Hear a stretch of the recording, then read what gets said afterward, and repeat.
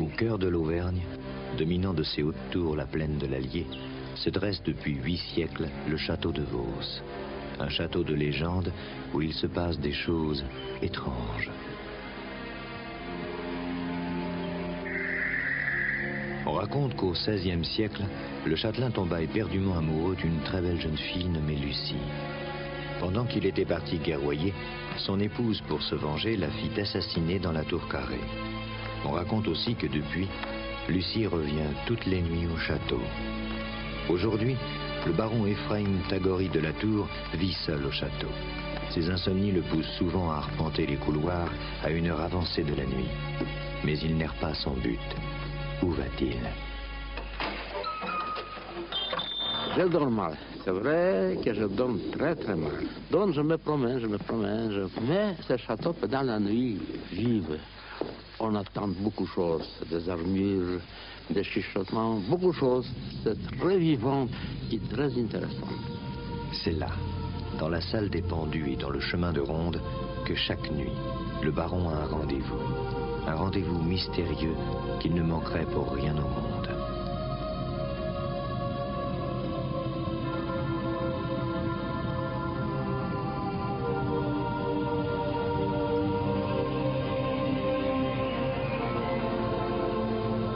C'est le fantôme de Lucie que le châtelain rencontre chaque nuit à Vos. Lucie, la belle jeune fille morte tragiquement il y a 400 ans. La première fois, j'ai vu Lucie comme petite lumière. Après quelques temps, j'ai vu la lumière en pleine, surtout à la pleine lune. Je vu dans toute la puissance. Et je vu aussi dans cette lumière l'ombre que font une silhouette d'une personne humaine. Le baron n'est pas le seul à avoir vu le fantôme. Une jeune étudiante, Florence, travaille au château. C'est elle qui fait visiter le domaine. C'est au cours d'une visite de nuit que Florence, elle aussi, a vu l'apparition. J'ai toujours l'impression d'être surveillée ici. J'ai déjà vu Lucie, hein. J'ai vu un ectoplasme, une forme lumineuse qui bougeait, qui s'avançait vers nous, puis qui disparaissait et qui réapparaissait quelques secondes après. Avec à l'intérieur une sorte de silhouette de femme, c'est assez vague quand même. Et c'est très impressionnant.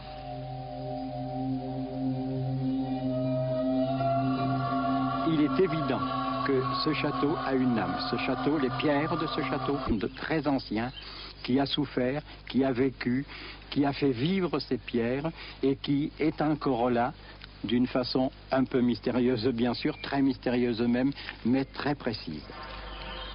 Vos est pourtant un village si tranquille. Qu'y a-t-il vraiment derrière les murs du château mystérieux? C'est en août 1984 qu'une équipe de France Inter, intriguée par la rumeur, décide de venir faire un reportage sur ces phénomènes étranges. Ils veulent tenter l'expérience de voir Lucie en direct et, si possible, de l'enregistrer. Un médium, Raymond Réan, et sa petite fille de 10 ans, Aurore, se sont joints à l'équipe.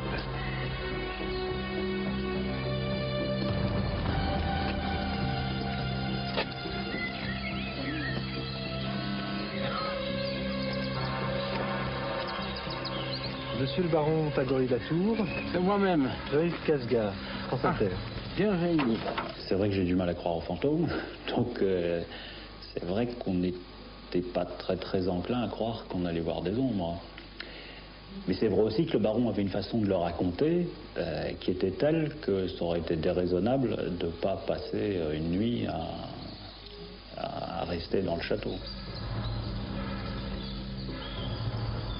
Le groupe est immédiatement saisi par l'atmosphère du château. Et tandis qu'il traverse la cour d'honneur pour commencer la visite, Aurore, elle, a l'impression étrange d'être observée du haut des tours.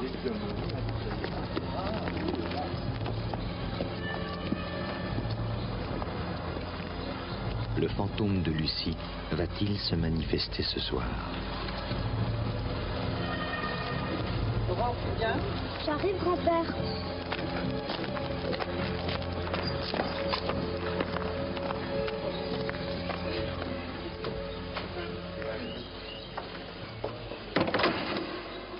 Pendant toute la journée, les deux ingénieurs du son mettent tout en place pour détecter la moindre trace de subterfuge. Test micro 6, tu m'entends? 1, 2, 1, 2. Ok, c'est bon, passe au suivant. On avait installé un micro tous les 2 mètres sur le parcours supposé du fantôme. Et en fin de compte, on a été assez surpris parce que, bon, ici, il s'est passé quelque chose, quoi. Et la nuit venue, peu avant minuit, tout est prêt. Il a été convenu que le baron resterait dans une pièce reculée du château avec un membre de l'équipe. Dans la salle des pendus, on attend fébrilement l'apparition. L'un des deux ingénieurs du son se trouve sur place et, pour plus de sécurité, le deuxième technicien a installé le matériel dans une autre pièce qui sert de régie.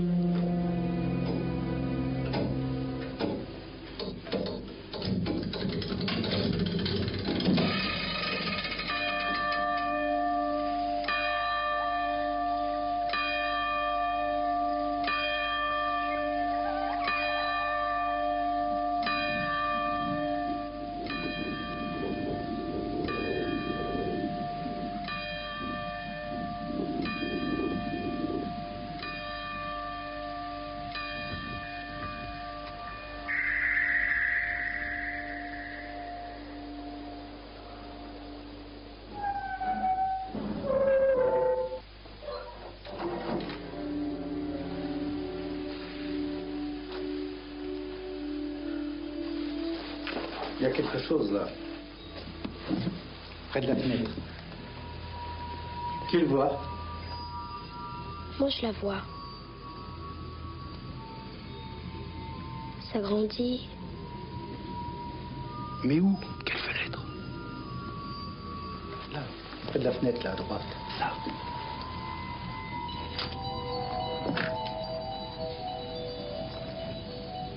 Vous avez vu? Merde, je la vois. Je la vois.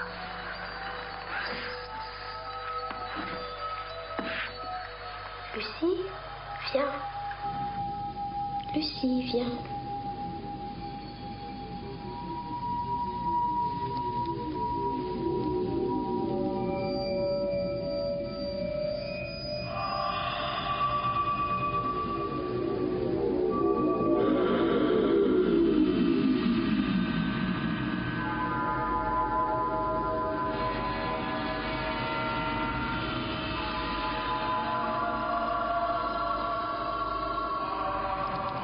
Prends une photo.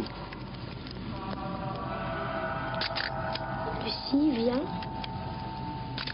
Viens, Lucie. Père, à côté de moi, j'ai peur.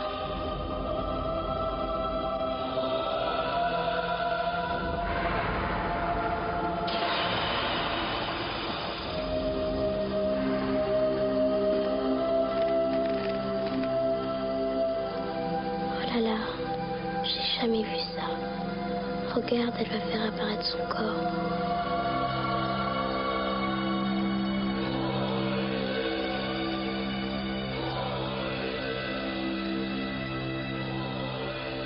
Regardez, elle dirige vers le chemin de ronde. Et c'est à ce moment-là, dans le chemin de ronde, où des micros ont été installés tous les 2 mètres, c'est à ce moment précis qu'un bruit très étrange va être enregistré. Écoutez.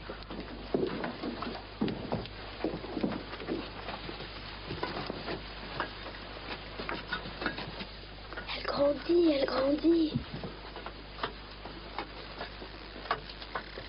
C'est fantastique.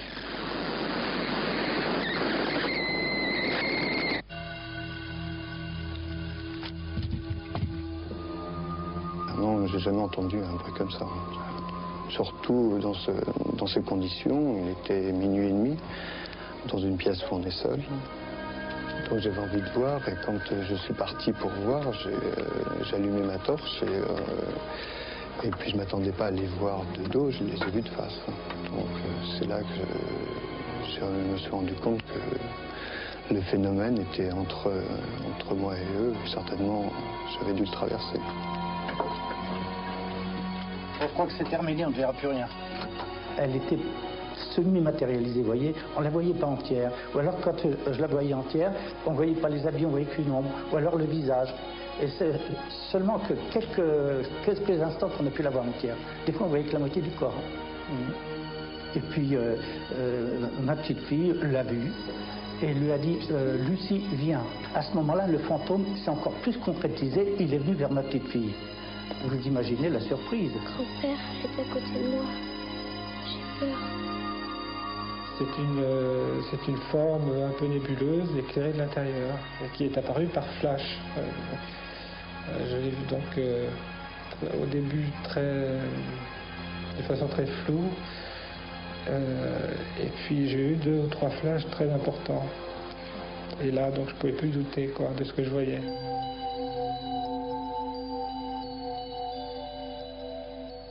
C'est la seule et unique fois où j'ai été témoin de ce phénomène. Mais je dirais que c'est pour une bonne raison. C'est que les autres fois où je suis allé sur des histoires semblables, irrationnelles, on a trouvé l'explication. Mais aujourd'hui, là, maintenant, on est obligé de dire que on est complètement en l'air. On ne sait pas ce qui s'est passé.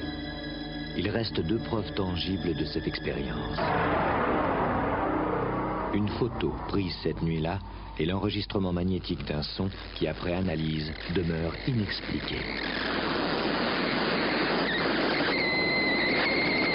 Alors, que s'est-il passé cette nuit du 4 août 1984 à Vos?